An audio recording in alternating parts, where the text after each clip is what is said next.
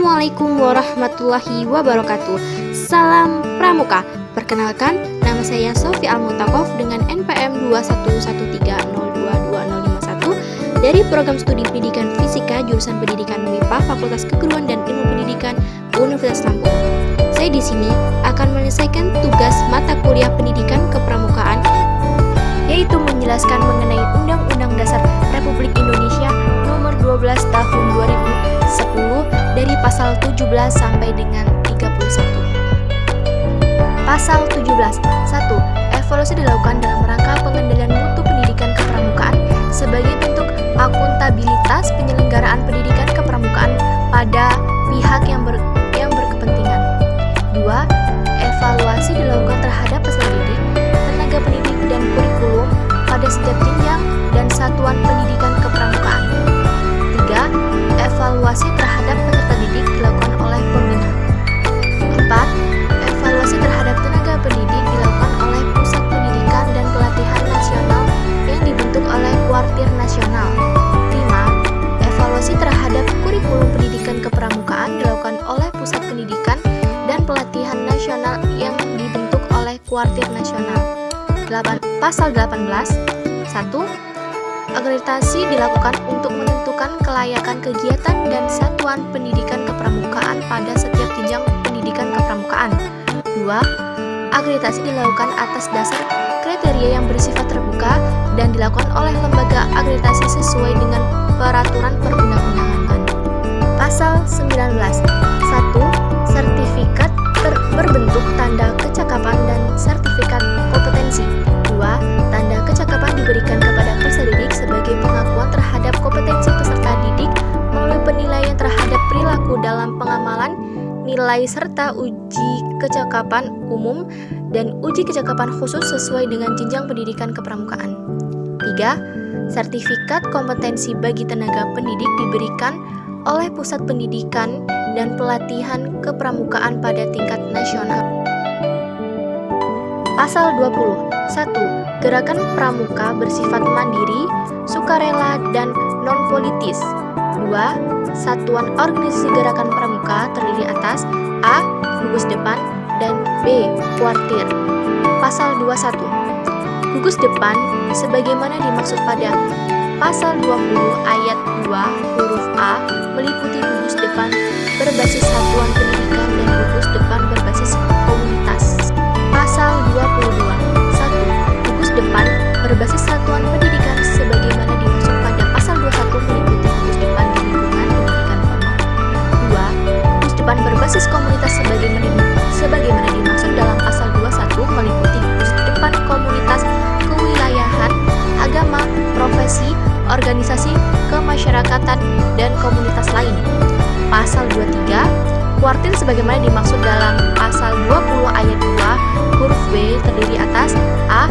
Kuartir ranting, B. Kuartir cabang, C. Kuartir daerah, dan D. Kuartir nasional.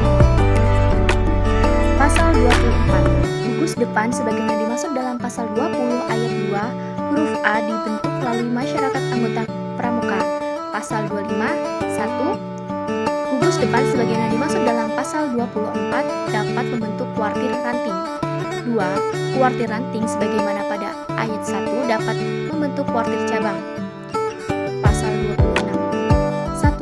Kuartir cabang sebagaimana dimaksud pada Pasal 25 ayat 2 dapat membentuk kuartir daerah.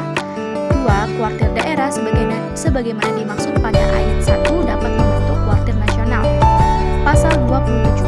1. Kepengurusan kuartir sebagaimana dimaksud dalam Pasal 23 dipilih oleh pengurus organisasi gerakan pramuka yang berada di bawahnya secara demokratis melalui masyarakat kuartir.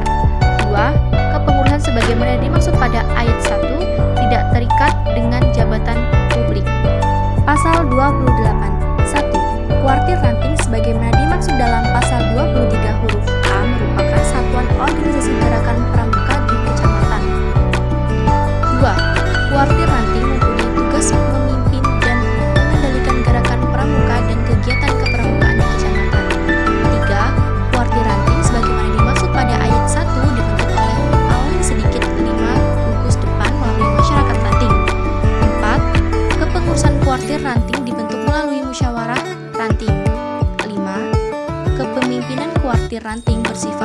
kolektif. 6. Musyawarah ranting sebagaimana dimaksud pada ayat 3 merupakan forum untuk A. Bertanggung jawab organisasi, B. Pemilihan dan penetapan kepengurusan organisasi kuartir ranting, dan C. Penetapan rencana kerja organisasi. Pasal 29. 1. Kuartir cabang sebagaimana dimaksud pada pasal 23 huruf B merupakan organisasi gerakan pramuka di kabupaten atau kota. 2. Kuartir cabang mempunyai tugas memimpin dan mengendalikan gerakan pramuka dan kegiatan kepramukaan di kabupaten atau kota. 3. Kuartir cabang sebagaimana dimaksud pada ayat 1 dibentuk melalui musyawarah cabang. 4. Kepengurusan kuartir cabang dibentuk melalui musyawarah cabang. 5. Kepemimpinan kuartir cabang bersifat kolektif. 6. Musyawarah cabang sebagaimana dimaksud pada ayat 3 merupakan forum untuk A. Bertanggung jawab organisasi, B. Pemilihan dan penetapan kepengurusan organisasi kuartir cabang, dan C. Penetapan rencana kerja organisasi. Pasal 30. 1. Kuartir daerah sebagaimana dimaksud dalam pasal 23 huruf C merupakan organisasi gerakan pramuka di provinsi. 2. Kuartir daerah mempunyai tugas memimpin dan mengendalikan gerakan pramuka dan kegiatan kepramukaan di provinsi. 3. Kuartir daerah sebagaimana dimaksud pada ayat 1 dibentuk melalui musyawarah daerah.